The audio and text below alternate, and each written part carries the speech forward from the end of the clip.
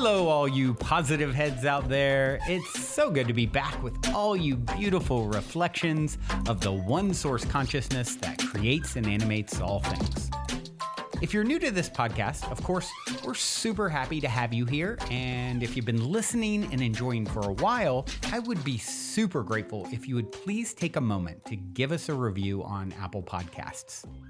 It's one of the best and simplest ways to pay it forward and help others find the show so that they too can tap into the powerful perspectives and positive vibrations we are collectively emanating. The other unique and magical way to share this show is by sending any friends you think would benefit from listening to this podcast our Game with the Universe link at positivehead.com/game. Also listed in the show notes, which will serve them up a quote-unquote random episode when they click it. Just instruct them before clicking the link to close their eyes for a moment and sincerely ask the universe to cue up the episode that contains the insight and perspectives that they most need to hear at this point in their life journey, and then click to listen to whatever episode is synchronistically served up to them. I have heard time and time again from people about the incredible results they received playing the game. So just tell your friends magical results are guaranteed or their karma back.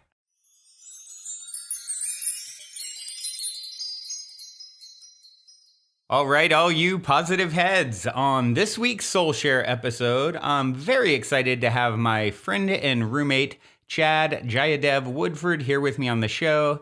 Chad is an interesting mashup of lawyer, yoga teacher, and host of the Spiritual But Not Ridiculous podcast. Super excited to have you here. Hello, Chad. Welcome, my friend. Yeah, so good to be here. Thank you, Brandon. Yeah, this is, we've been, living here at the Mystic Manor together for 3 months, maybe? Not even, like 2.5. Okay, so, yeah. As soon as I kind of learned about you doing a podcast too and had the chance to drop in a little bit with you, it's like, I love having someone like you in the house because it's like it's the best, like, okay, I've got a backup really great interview in my pocket because sometimes, people will cancel last minute or change last minute. And then I'm like, oh, okay. Well, if I haven't stacked podcasts in advance, then it's like, oh, I've got to put something out tomorrow and they just canceled. And, that's what you get for not having 3 in the can. Right. So you are in the can for me. And I'm really excited to explore with you. Yeah, me too. And it's nice too because I feel like you and I are so similar in so many ways and have these interests, and we talk about this stuff anyways. So it's just nice to get this on tape, so to speak. Exactly. Yeah. So all that being said, you don't get off the hook with my cliche opening question, and it is this: you're in an elevator. The woman next to you looks over, says, "What's your passion?" You have 10 floors to answer. What do you say? Yeah, that's such a good question. So my passion is basically thinking about how to expand consciousness, for humanity in a sense. And that sounds like a big undertaking, but part of the reason that I'm so interested in yoga and other spiritual practices is because I feel like after years of trying to figure out, what can we do to address a lot of the challenges that humanity faces, I've come to the conclusion that the answer is, for me at least, expanding consciousness or elevating consciousness, because that is going to then flow into everything else, right? So people will be more open to making big changes in their lives, or big policy changes even in government, and all that stuff will kind of flow from people being more aware, more conscious, that kind of thing. So it's this expansion of consciousness that I feel is so crucial to addressing a lot of the challenges we face. But also part of that for me is sort of helping people to learn how to feel their feelings, which is something that we don't learn, I don't think, in our society. So a lot of it is that too. And I feel like, what's been beautiful about this style of yoga that I teach, which we can talk about later if you want, but is that it has these practices that do really help you to feel your feelings in a similar way to plant medicine, in that kind of way that it just brings it out, and you just kind of like release it. And then you start to get this experience that, that no feeling is really too big for you to handle, and you start to really get this healthy relationship with your emotions. Yeah, love that. It's something that I've thought of oftentimes, like imagine myself sitting across from people who with a lot of like political power, imagining sitting across from them and like, okay, first things first, let's talk about the elephant in the room. There's only one of us here, right? Like if you haven't figured that out yet, how can you really, be a leader in our world if you're operating from separation mentality? And it's like, so I fully agree with you. Like that is the most foundational thing to change is the understanding of the nature of the situation in which we find ourselves as humans. Like the consciousness that animates my form is the consciousness that animates your form. And if you're operating from something different than that, let's talk about that first, because that's going to influence any and everything that you do. Absolutely, yeah. And you mentioned at the top that I'm a lawyer, and part of the reason I went to law school was because I thought that would be a way to make positive change. That I could influence policy, or I could at least have the power to like maybe bring class action lawsuits and that kind of thing.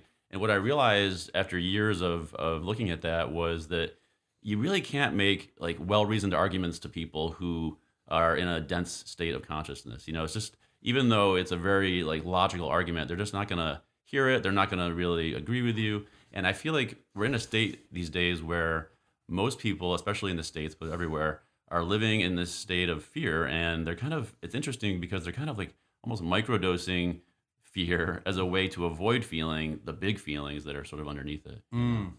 Yeah, I love that. Well, you touched a little bit on your backstory. So let's, if you would, just share, whatever feels relevant from your backstory. How did you get from birth to where you are now? High level, whatever makes sense. It feels relevant to share. Yeah. I think I'll start with I was raised by a Catholic mother and a Taoist father, so I had this kind of dual influence. Oh, interesting. I didn't know that. Yeah. And so, I always had this, I was reading the Tao Te Ching when I was younger, but I was also an altar boy, and that was a very confusing experience in some ways. I bet. So the Taoism really planted a seed, though. And so when I was in my 20s, I got really into Tai Chi and Qigong, and I was deeply practicing those traditions. And then and also I think this is relevant, in college, I got really into psychedelics, and that really opened me up to other things. And I started reading these books about quantum physics and spirituality, like, the Dancing Wuli Masters, or the Tao of Physics, or Stalking the Wild Pendulum, which is like an obscure but amazing book by a physicist.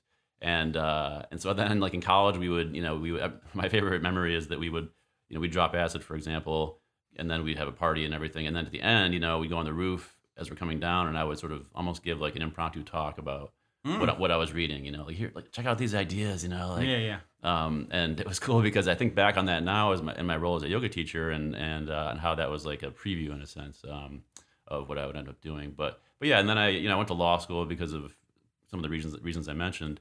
And as a young lawyer, I was super stressed out and just really looking for some way to balance that. So I got into like Bikram yoga was the first thing I tried, and it really helped me. And I had this experience for the first time, probably without psychedelics, anyways, of like unity or transcendence. And I was like, wow, there's something here, So that's when my journey really started. And so I started doing yoga teacher trainings, and I was teaching on the side as a lawyer. And then things kind of accelerated back in 2017 when I went to Peru and did ayahuasca for the first time, and that actually planted a seed where I was like, I need to find a way to go deeper with yoga and find a more traditional kind of holistic style of yoga that must exist, but I don't know where it is. And so I had to set that intention, and that's a good example of how you just set an intention and then things unfold. So sure, it was like a few months later that I went to India, and just through happenstance and synchronicity found this teacher and this practice that I'm teaching now. So since then, I've been living in India off and on, and sort of teaching in India, and kind of trying to bring these practices back to the States. And that form of yoga is like Kundalini, but you've kind of done like your own mashup of things that you've learned, right? Yeah. So I studied Vinyasa and Bhakti flow and stuff like that for a while, and then the style that I was studying in India is called Sattva, and it's this very holistic style that incorporates classical tantra, what they call Himalayan Kundalini, which is a different lineage from Kundalini yoga as taught by Yogi Bhajan. It's more Sanskrit based. It's more it's not affiliated with the Sikh tradition, for example.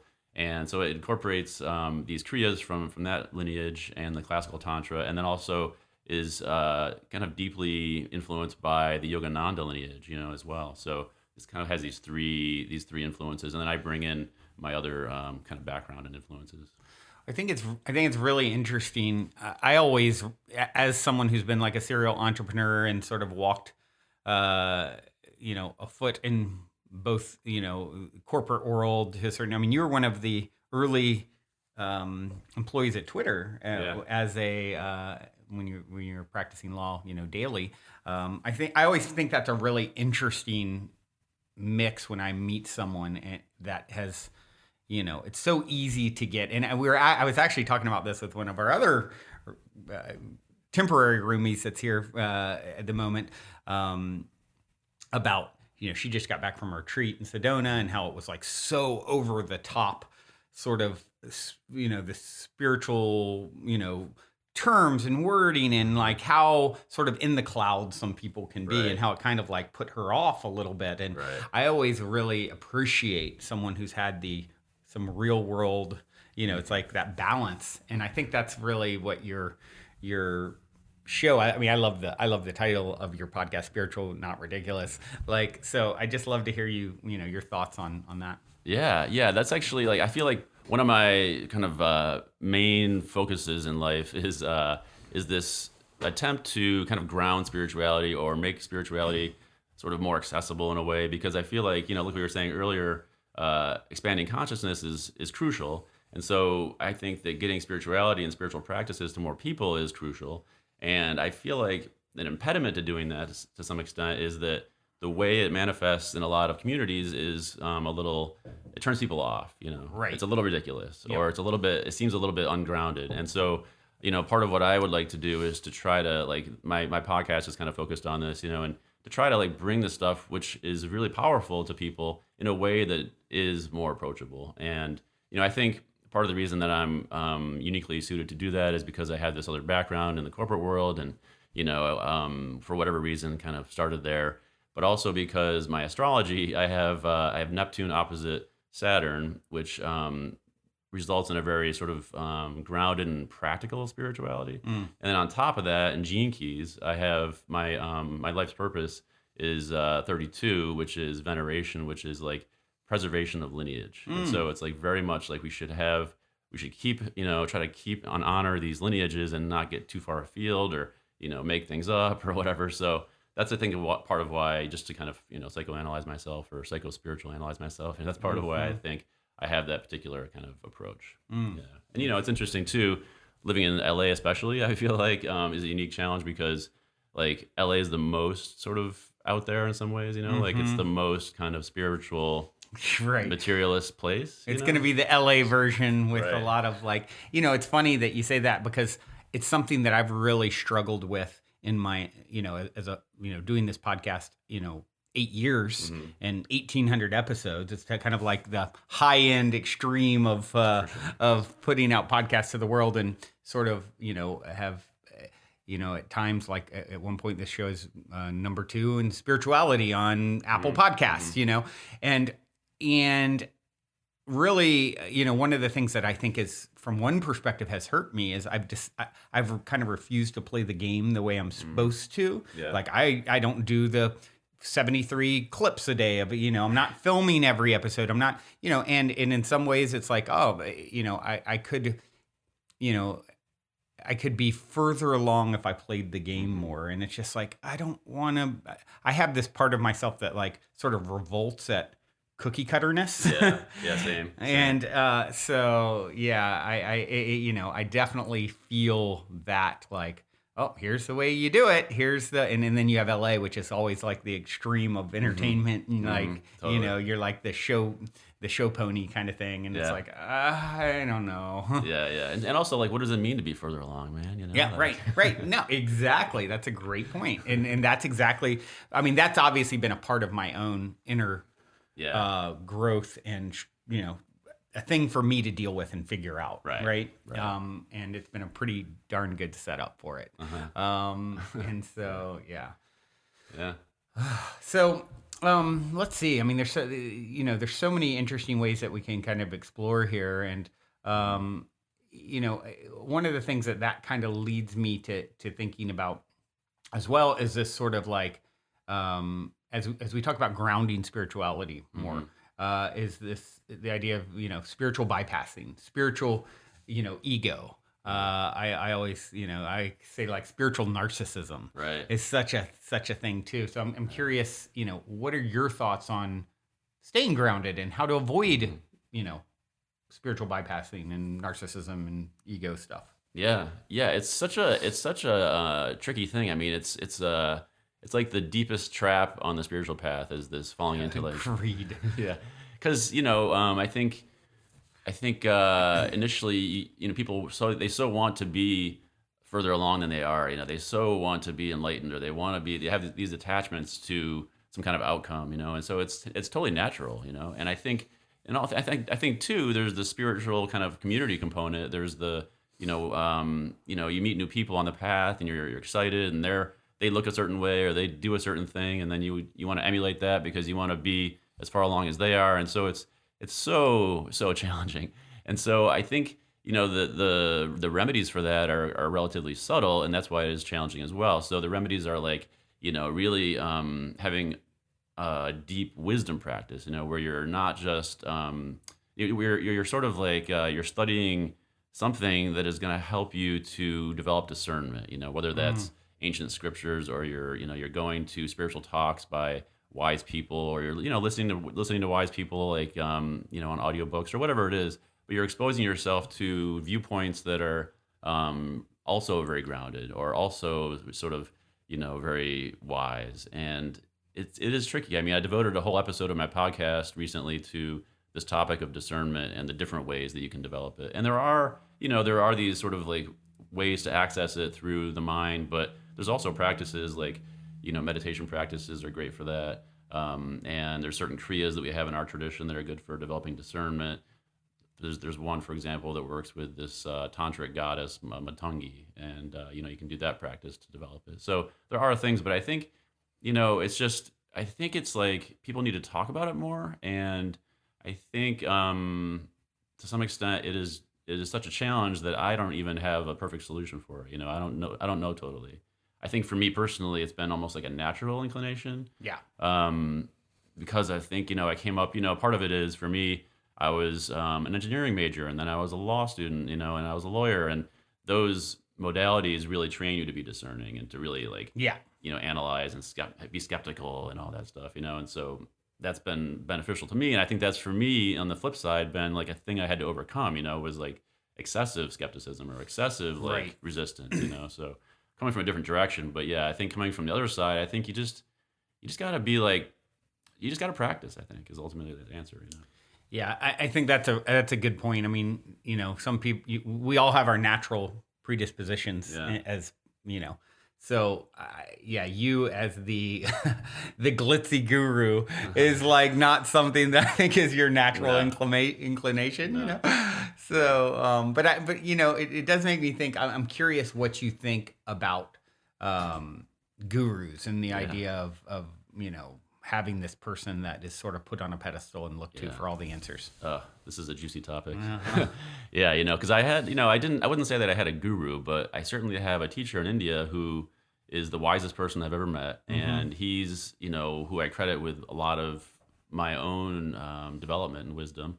He's really helped me enormously. And so I think the guru can be important because that's actually maybe in a way the best remedy for spiritual bypass or spiritual narcissism, because here's a person, kind of like a therapist, here's a person who can see your shit, and can kind of pinpoint it and then say, here's where your blind spots are, do this to fix that, And I've had that experience, I was living in this ashram in India, and, I was having all these sort of ego trips about different things. And, at one point I was in this room I didn't like, it was like a tiny little concrete cell with a tiny window and no heat. And, I was totally spinning out, and I had my bags packed. I was going to move to Delhi and just stay in a 5-star hotel, and and I was like, I'm leaving. And the teacher, this guru guy, he took me, into his office, like in the middle of the night, basically, and we had like a 2-hour conversation, and it was like a little mini like satsang, a little like wisdom talk, and by the end of it, I was like, oh, I just need to get over my shit, like, I'm totally fine. I can survive in a small room, like what, I'm tough, and right. like it wasn't like he brainwashed me. It was like he just corrected my thinking in a certain way. Yeah. And so I think that's where the guru can really help. But the challenge with that is that people are human and people are imperfect, even gurus. And so I think we see this obviously with all these documented cases, whether it's Bikram or Osho or whoever, there's always these kind of like these imperfections, these flaws where the person is, taking advantage of their position of power, or they're abusing people or that kind of thing. And so it's so hard to find somebody who you can really trust. And the problem with that is that the whole point of a guru is that you have to trust them for it to work. And so like even with my teacher in India, I did a podcast about this last spring. Mm-hmm. He was embroiled in a sex scandal, and that kind of shook the whole community and made us all question everything. So yeah, it's like I wouldn't recommend, you don't have to have a guru, but if you're lucky enough to find one, it's helpful. Or but there's always the Terrence McKenna quote, follow plants, not gurus. Yeah, so, right. So. I lean more towards Terrence's thought there, and I totally hear everything that you say, because even with this podcast, especially early on, the first few years, I mean, there's people would try and guru-ize me, as this show was growing a lot, and a lot of momentum, and it's like, I was like very like, no, you have the power, this is a reflection of you. The more you know, the more you realize you don't know. And, and I think it's a very slippery slope, because and tricky, because there is a time and a place for someone to be the authority or have the insight that you don't, and be, we take turns leading. And so it's, I think for the person who's in that position of power, their life work, their growth opportunity is not to let that get out of balance, and to keep that humility.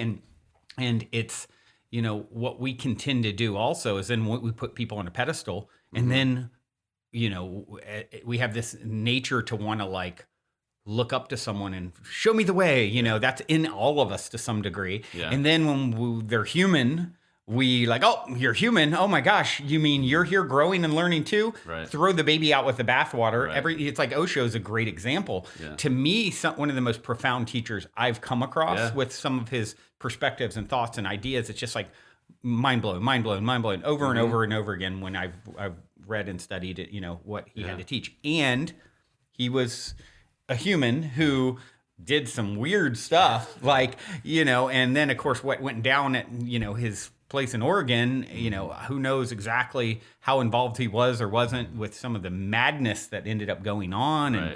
And but it's like, okay, now does that mean everything he ever said, taught is now nonsense and throw it all away? I don't think so. It's like, does it mean your teacher, because he, had sexual desires that maybe came out in a way that were not healthy or balanced or whatever? I don't know the story at all. Yeah. Does that mean everything he taught or thought, or shared is complete nonsense? I don't think so. And we're so in this cancel culture society that we're in. It's like, I think that's like, that we need to really be careful of that. Yeah, and it's like, it's the same question you'd ask with, Michael Jackson or Woody Allen. Do we still watch his movies? Right. Do we still listen to the music? Right. It's the same thing. You have to separate to some extent the person from the work. And yeah, I think that's true. And I think to your point, a lot of people do have a tendency to want to outsource their development, to a person. And I think you have to be wary of that. I think you have to really watch that tendency. Yeah, I think any authentic teacher is going to be pointing. They can point the way. It's like leading the horse to water, But at the end of the day, they're going to say, and it's in you to make these decisions and make these shifts, and I can't do it for you, and you're the one with the power. It's like, what did Jesus supposedly say? You'll do greater things than I. You know, he was like washing people's feet, and so right. And I will say, like, to give some credit to my teacher, I will say that he did a lot of things and he was very much aware of people, putting him on a pedestal, and he did a lot of things to discourage that. And so that he was doing that part well. He didn't have, I don't think he had a ton of ego around his role as a teacher. I think he was really genuinely trying to help people, but he did have this one weak spot that, that did, sort of take him down a little bit. And everyone has weak spots. Yeah. That's what you're here to work out. Yeah. Like what would I do if I was in that situation? Maybe I would do the same thing. I don't know. You never know. Yeah, for sure. Well, let's talk about, the importance of learning how to actually feel our feelings instead of, I think, avoidance is such a big thing in our world. And I think more and more people are realizing, like, oh, hold on, avoiding this only is prolonging, my ability to transcend and work through it. I think that's like a big aha that's happening for certainly a lot of people in the spiritual community. And so I'm curious what your thoughts are on that. Yeah. So this is, like I was saying, this is a big benefit of the practices that I teach is that they have the capacity to really bring out these feelings during the practice and then afterwards, and it starts to give you this sense that like these intense feelings, they're not going to last forever, and you have the space to honor them. And I think even the way I teach meditation, for example, a lot of times feelings will come up in meditation, and sitting there crying for half an hour still counts as meditation. And so I think it's this idea that that our feelings are the kind of like path towards wholeness and the path towards true enlightenment, really, because it's really it's the shadow work we're doing, right? It's kind of getting in touch with the unexpressed parts of ourselves. And so I think it's like, as a teacher, I think a lot about sort of our role as holding space for people to feel their feelings and to make that okay. It's a little bit of like the role of the therapist, but in a different context. Yeah, I think I think that makes a lot of sense. And you touched on, if you're just crying, is that meditation? It's like to me, meditation is like being with yourself. Yeah. That's sort of my, like, I'm going to spend time not looking for external distractions. I'm gonna, being with yourself and being with whatever's arising, right, in the moment. That's the kind of definition of meditation in a sense. Right. Yeah, definitely so. And another thing that I know you're really into, that I know a little bit about. I've actually talked a little bit of years ago with someone on the show who touched on it. Of course, in this spiritual community and world at large, even beyond, astrology is such a like popular sort of thing. And I actually saw this really funny comedian do a little bit yesterday, and it was like he was just kind of like making fun. He's like, yeah, and I'm such and such, and then the crowd's like, I knew it. And he's like, yeah, of course you knew it, but I'm not that. And then he's like, but I'm really this. Oh yeah, you knew, and it's like, he was just like, obviously he was not a believer, but it was just funny how he was kind of like, making fun of it. And it's such a big thing. And I personally, to me, it makes all the sense in the world that, we are affected. We know we're affected by the moon. Women were affected by the moon. That's like a very known thing. And it's like, of course it's all connected and affecting each other, and us and the world at large, and in cycles and et cetera, et cetera. So, but you've really gone down the path of exploring Vedic astrology as opposed to like Western astrology. And so, I'd love to just hear your thoughts on Vedic astrology and why that is the modality that you're most interested in. Yeah, for sure. And you reminded me of a great quote. I think it was Arthur C. Clarke who said, astrology is nonsense, But then again, I'm a Capricorn, so I would think that. That's great.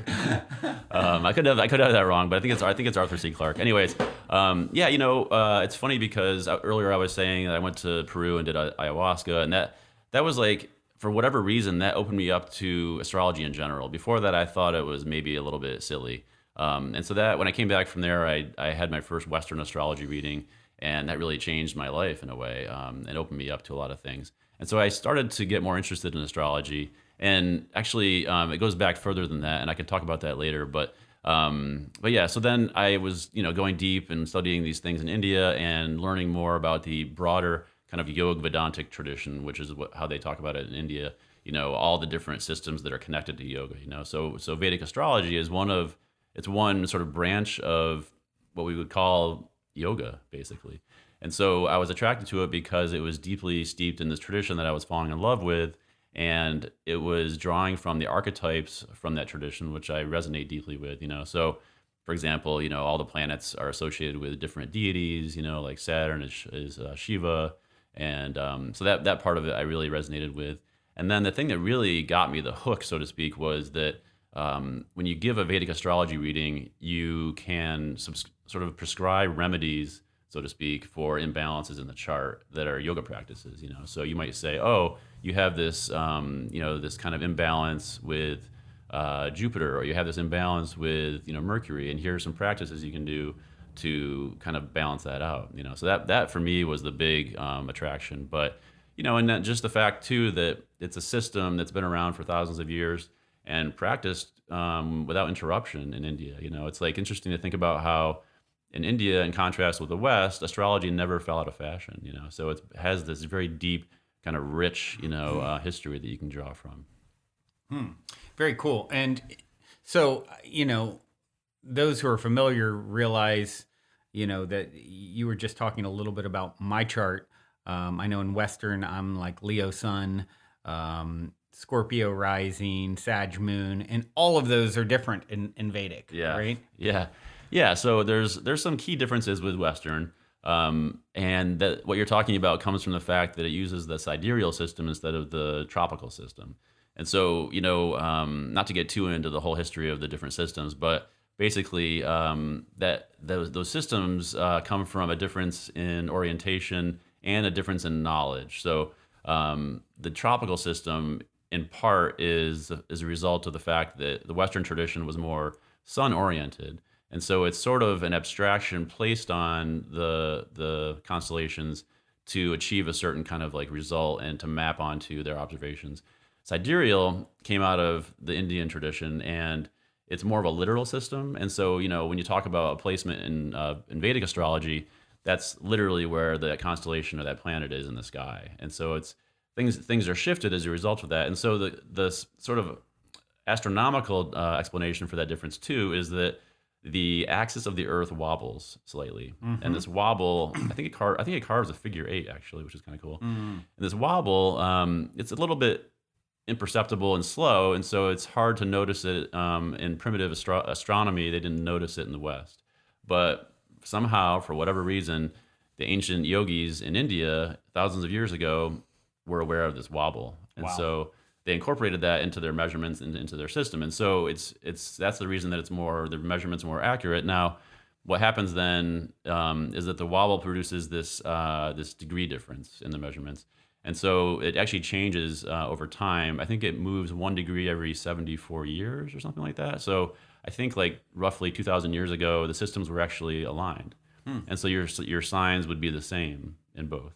But now everything's about 24 degrees apart. And so whatever your Western signs are would shift backwards 24 degrees in Vedic. And so sometimes they stay the same, because each sign is 30 degrees. And so if your placement is late enough in the sign, then you would stay in that placement, but it might go back one sign as well. Interesting.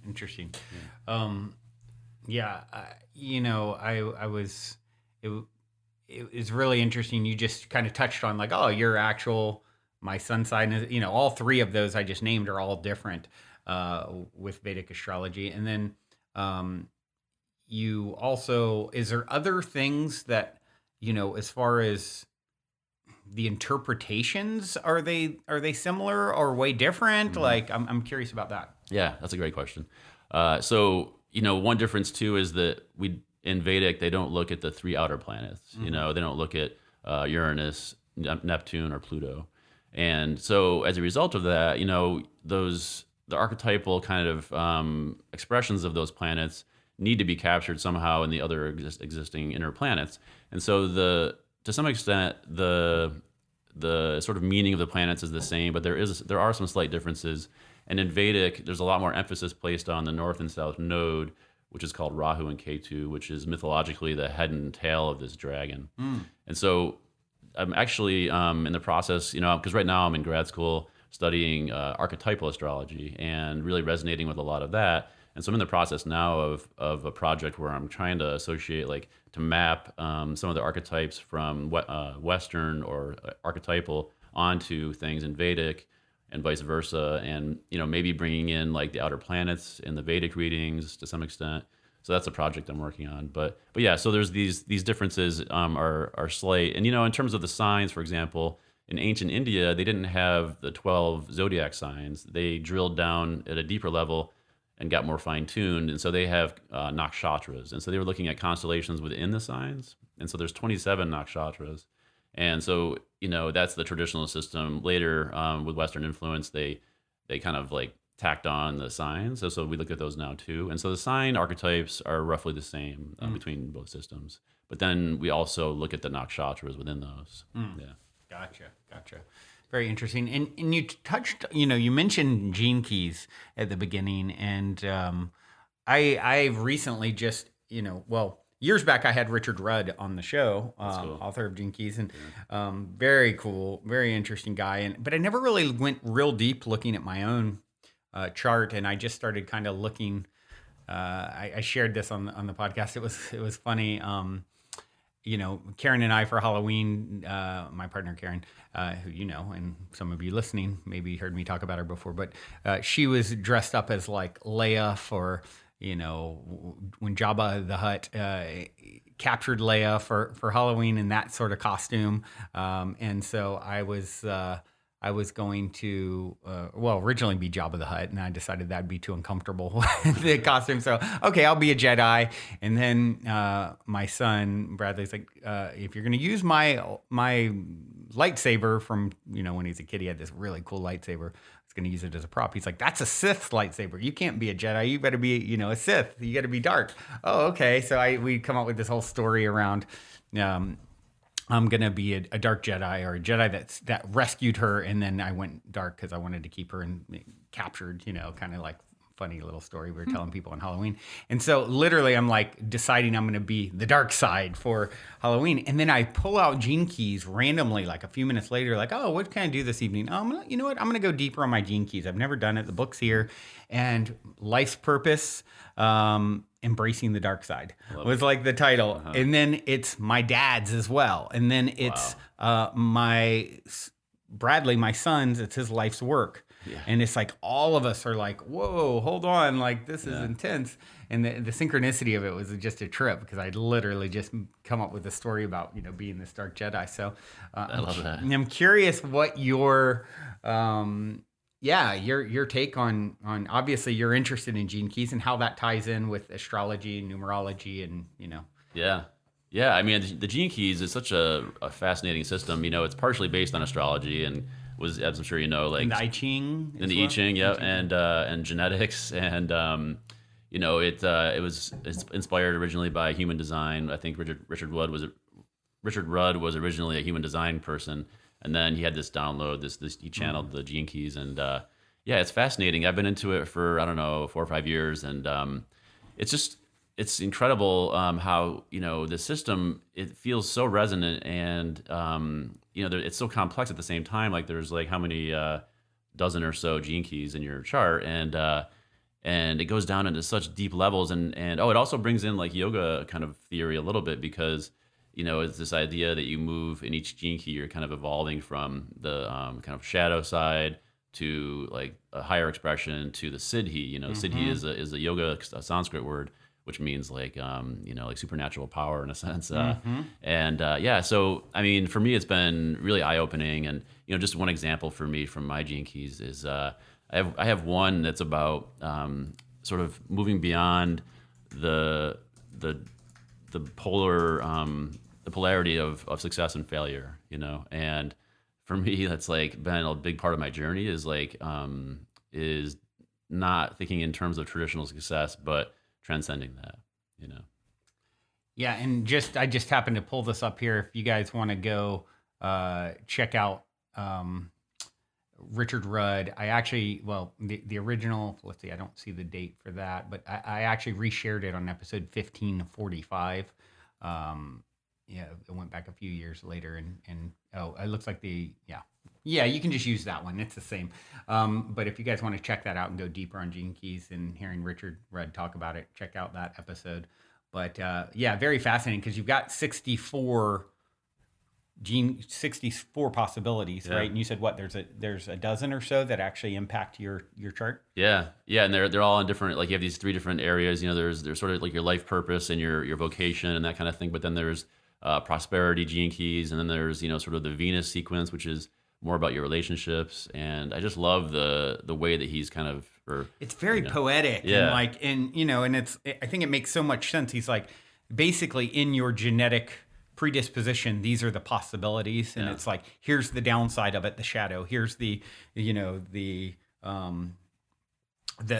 next level expression of it, and then the city, the ultimate, where you develop your superpower around this particular possibility. And I think that's makes so much sense, right? Yeah, and he if you read the gene keys, I think 55 is the one he always points to, where he's like, this is like the whole like point of it.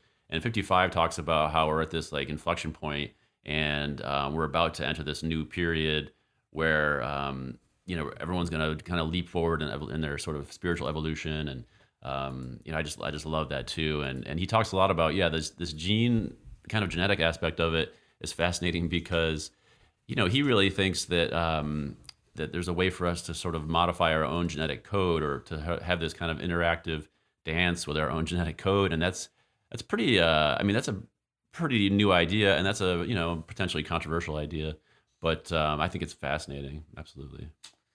Yeah, it really is, and I recommend you guys checking that out if you haven't had a chance to check it out. You can cache your chart for free on his site, and then of course you would need the book to go deep. I don't know how much you can certainly find out high level about your chart, online, but the book goes really deep and really just, it's like when you start talking about channeled information, it's like, it's one of those things where I'm always like, I'm very open to the idea that it's channeled information. More interesting than that is, what is the content that you're sharing? And a lot of times I've found with people who claim to be channeling, it's like super potent information, and he's one of those examples. Yeah, I mean, I agree. I think channeling can be tricky, but he's one of those examples of where the channeling seems to be super authentic. Yeah, absolutely. And it's one of those books too where I think I've highlighted like every paragraph. So it's really well written. Yeah, it's very poetically written and just potent. So you mentioned your schooling, and you're studying philosophy and cosmology, consciousness program. Could you just share a little bit more about that? Because I know you were talking to my son Bradley about it, and he came away from our conversation. He goes, "Man, I want to go to school, the same place Chad is." So. Yeah. So I'm at the California Institute of Integral Studies. I'm in the Philosophy, Cosmology, and Consciousness program. It's a program that was founded in part by this guy Rick Tarnas, who kind of with Stan Groff created archetypal astrology. And so it's a cool program because it's unique. I think it's unique in the world, and their whole sort of mission is to transform academia, but also to transform humanity in a sense by being firmly rooted in academia, but also bringing in these sort of archetypal cosmology influences and trying to combat the materialist paradigm. The materialist paradigm that we live in a world that's just sort of inert and dead and random, and it's just atoms bouncing off each other with no purpose. That's like the materialist paradigm that they're trying to counter, and it's a pretty big undertaking because I think for the most part, academia outside of the school is still firmly steeped in that, and so it's I feel so grateful to be there, and I can tell the story of how I got there, but it's a cool the school itself has a cool history. It was actually founded in the kind of 50s, 60s by Alan Watts and oh, really? Wow. yeah, and this guy who was a student of Sri Aurobindo. So it has this very sort of like East-West influence and this deep history with Esalen, and it's very like it's in San Francisco, and it's very like of San Francisco in a way. So yeah, it's just such a cool school, such a cool program, and it kind of the reason I'm there is because, like I was saying at the top, for me, it's like another way to think about how we can help people expand consciousness and raise awareness and kind of, accelerate that process. And, one example, I'm taking this course this semester called The Great Turning, which is about, this process we're going through, this kind of death rebirth process that humanity is going through, and how we can help people shift from this one narrative, which is like the great unraveling. I think a lot of people think that we're going through the great unraveling. And then the response to that oftentimes is like, we need to go back to business as usual, and the third option is the great turning, which is like, let's actually do these practices and, try to create community around these practices. And then through that process, like slowly, transform everybody's consciousness and that kind of thing. So it's like the school is perfectly sort of at the intersection of my interests. Wow. Yeah. I mean, that couldn't seem more ideal for you. Yeah. So, wow, very, very, very interesting. Well, I'd like to shift gears a little bit. As the listeners know, I love hearing stories of synchronicity, serendipity, positive paranormal stories. And I'm curious if you have some fun story time up your sleeve. Yeah, I got a good story. Actually, I've listened to your podcast, obviously, so I knew this was coming. So, He's prepared. So to some extent, I was sort of teeing it up. But yeah, I'll tell the story of how I ended up at this program at CIIS. So let me think.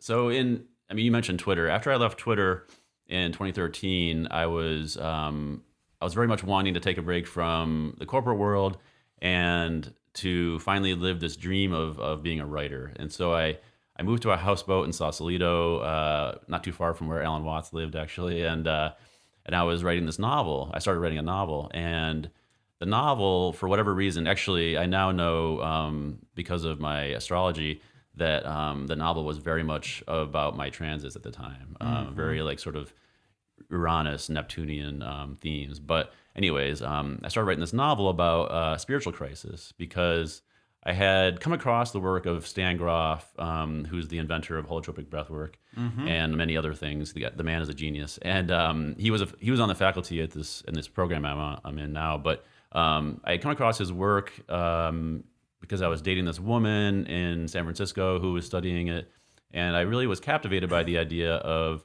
how spiritual crisis too often is diagnosed as psychosis or some kind of mental break. And instead, we need to cultivate this attitude that it should be like more of a shamanic initiation or something, So I liked that. And then I was also living in San Francisco, so I was exposed to polyamory and all these very San Francisco things.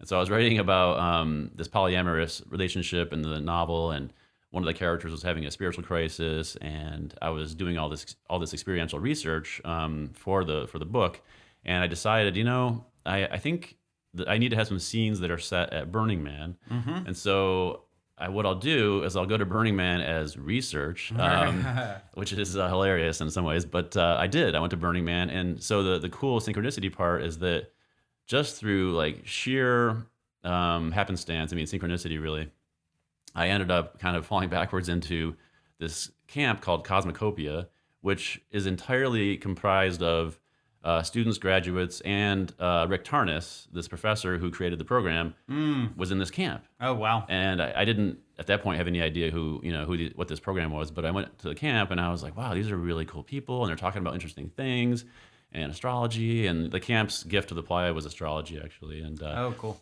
And so, so I was in this camp, and, that forged some really deep friendships. And so over the years, I would go and hang out with those people from the camp and talk with them, or we would go and do ceremony together. And every time I would see them, they'd be like, man, I don't know why you're not enrolling in PCC, in this program. And I'm like, I know. I don't either. And so because of that, that kind of, initial seed of the novel and everything, and being interested in Stan Grof's work, I ended up in this program. It took me, 6 or 7 years to finally do it.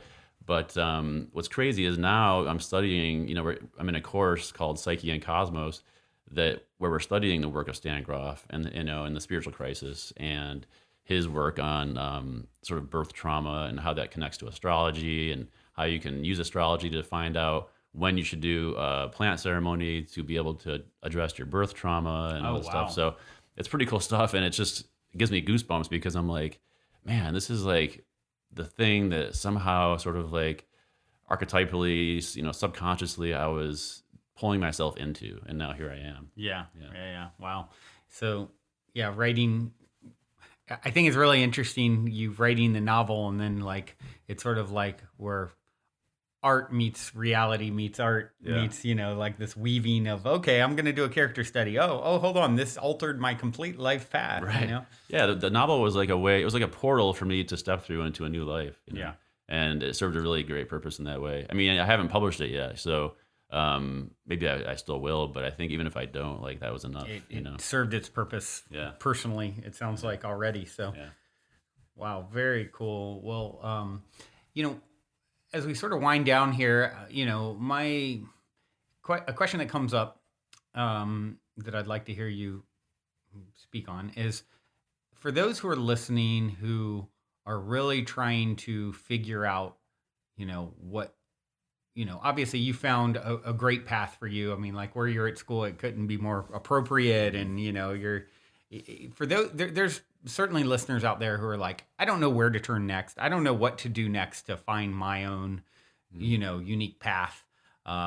Maybe they're in that bit of that spiritual crisis, thinking like, what's wrong with me? Right. What would you say to that person who's, on the front end of their own path? Yeah, that's a great question. I mean, first thing is, listen to this podcast. All day, every day, 1,800 episodes to go. Right. Yeah, that's such a good question, To some extent, you have to follow your charm, as my teacher would say, or follow your bliss, as Joseph Campbell would say. And just, start where you are, and the things that are interesting to you, I think, is part of it, and just staying open. But, I think for some reason, the teacher Adyashanti is coming to mind. Do you know him? I feel like I've definitely heard the name, but yeah, I don't know why. I mean, I think he's amazing. He's one of the wisest teachers I've come across. I don't know him personally, but I've watched his talks and I've read his books. And I would recommend, if you're curious, like, to read some Adyashanti. Really amazing guy. And then, I think it's important to have some kind of practice. So it doesn't have to be yoga, but I think you need to have something. I mean, this is interesting because in my program, we're studying, to some extent, we're studying Western philosophy. And I noticed this tendency with Western philosophers, or people who are into philosophy, they think that they can just kind of think their way into enlightenment, but you can't, I don't think. I think you need to have a practice that, goes beyond thought, goes beyond the mind. And so, meditation, or anything that gives you that experience. I mean, even like active imagination. I'm like right now in the process of sort of like learning more deeply this practice of active imagination, which Carl Jung pioneered. And, that's like working with art, or like letting the subconscious speak through art. That kind of thing can be very revealing in terms of what your subconscious or your higher self is trying to tell you. So that's another avenue. Yeah, I think that's such a solid piece of advice. Like, we can be so cerebral and like you said, want to think our way, to enlightenment. And it's like, at some point, some sort of practice that gets you out of the mind allows you to integrate the stuff at a level that is beyond, the mental. Yeah. Right? Yeah. Even like dance can do that. It doesn't have to be something traditionally spiritual. Something active, Tai Chi. Yeah. But it's tricky because you don't want to, like, I know people who fall into the trap of like, I'm like, do you meditate? And they're like, well, my life is like a moving meditation. You don't want to fall into that trap. Yeah. So, but yeah, I mean, and also just, finding your community, like try to find people who are into this stuff, and just talk to them, hang out with them. Yeah, I think that's a great piece of advice. And For those who want to continue to, follow your work and tap into your podcast, and what is the best way for people to be in touch? Yeah, so I'm currently in the process of launching a bunch of new offerings. It's been a little bit of a break from what I've been offering because I'm in grad school, and that's kind of a new thing, and I'm trying to to work that into my routine. But yeah, so I have a spiritual mentorship program that's kind of ongoing, and I have a few slots open for that. And then I have a meditation course that's evergreen that you can sign up for on my website, and you can find me at cosmic.diamonds is my website. Cosmic.diamonds. Yeah. I've never heard of a .diamonds. That's the I know. first. I saw. It's funny because I was like, I had this for years now. I've had this online community on Mighty Networks, and that's been the Cosmic Collective. And so I was looking for something cosmic, and I was going through like the list of top level domains, and I was like, diamonds. And I had just read at the time. I had just read this book. It's this amazing book by Christopher Bach called like LSD and the Mind of the Universe, and he talks about like this diamond awareness that he was accessing, And I was like, yeah, diamonds, cosmic diamonds, yeah. I like that. That's unique. Yeah. Very cool. Well, And I'm also Kriya.guy on Instagram. So Got it. Kriya guy. Yeah. Got it. Awesome. Well, this has been so cool. I am really grateful to have you a few rooms over to pull into a podcast. Yeah. I knew I had a good one, like I said, in my back pocket. And speaking of, I normally don't kind of talk much about, obviously in the past we were doing retreats here and a lot of listeners of the show came on retreat, and we had some incredible experiences. These days, it's kind of co-living space. We do events. And for those of you who aren't aware, here at the Mystic Manor in Venice, LA area. And if anyone's ever interested in that, you can always reach out to me, Brandon at positivehead.com. We have, room openings and stuff from time to time. And we actually just had someone who was about to move in have to pull out last minute. So just throwing that out here. I normally don't, mention that, but just feeling if you want to talk further with Chad over cooking in the kitchen, then this is your opportunity. So I just want to say thank you for having me on the podcast, Brandon, and this has been so much fun. And on the topic of the Mystic Manor, I don't want to oversell it, but it might be one of the best things I've ever done is moving in here. So recommend it. That is a great compliment to the effort and energy that has gone into getting it to where it is, because there's definitely been a lot of ups and downs and all arounds, and it definitely feels the most soothing, calming energy, and you definitely are a reflection of that, as you guys can hear. I mean, he's definitely, you definitely have that like grounded spirituality that is it's like such a reflection of what I want and admire. It's like the over the top ridiculousness that can be in our community is tough. yeah. And just to be clear, being ridiculous is okay. There's a time and a place. I mean, I'm pretty darn good at it. I mean, so that's for me. I have to like dial back being a complete fool sometimes. So yeah. It can be fun. Yeah, definitely. Yeah. Time and a place for sure. Yeah. Well, check out his website. Check out the Spiritual But Not Ridiculous podcast, of course. And I do have one final question for you, and it is this. In 60 seconds or less, what is the meaning of life according to Chad Jayadev Woodford? Really good question. Okay, here we go. The meaning of life is to expand to a point where you're reducing your own suffering and the suffering of others, and then equally importantly, to celebrate your life and to help other people celebrate their lives. Yeah. I like that. Celebration. It's like, we can take it all so darn seriously. And I always say enlightenment is like lightening up. Yeah. And that's where the ridiculousness makes a lot of sense. Right. Like, for me, like humor is hands down my favorite thing. Like, something ridiculous to laugh at. Yeah. When it's meant to be funny, it's not like I'm putting on this crazy, spiritual outfit that, but I think it's like I'm really important. That's ridiculous, not in a necessarily the best way, but when something's meant to be funny, nothing better. Well, it goes back to the classical tantric view that the entire universe is created as an act of play. So totally. Agreed. Well, I think the universe is winking at us most of the time. For sure. For sure. There'll be like ridiculous things that happen. And I'm just like, I always think like, okay, I know me. So I know what my higher self kind of, to some degree, certainly the personality, if you will, of my more expanded higher self, oversoul, however you want to look at that sort of thing. And it's like, okay, this is obviously me effing with me, right? Like I know how you think, and this is like really silly and ridiculous, and you're screwing with me, and I like it. It's funny. So, totally. Well, this has been fun playing, my friend, and thank you all for tuning in. Your beautiful brainwaves and incredible hearts. Until next time, journey well.